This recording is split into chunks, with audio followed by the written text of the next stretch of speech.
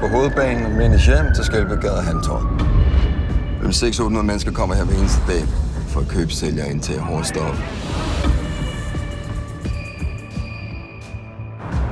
Det skal være deres socialrådgiver, deres præst, deres far, deres mor, deres bedste ven.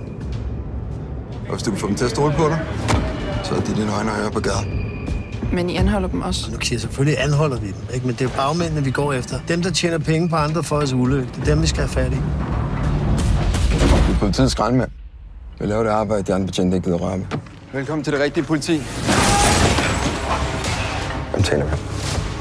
Huggeren findes ikke. Jo, han gør.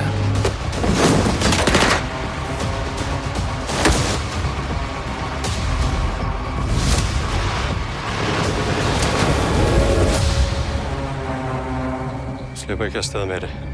Det er der ingen af os, der gør.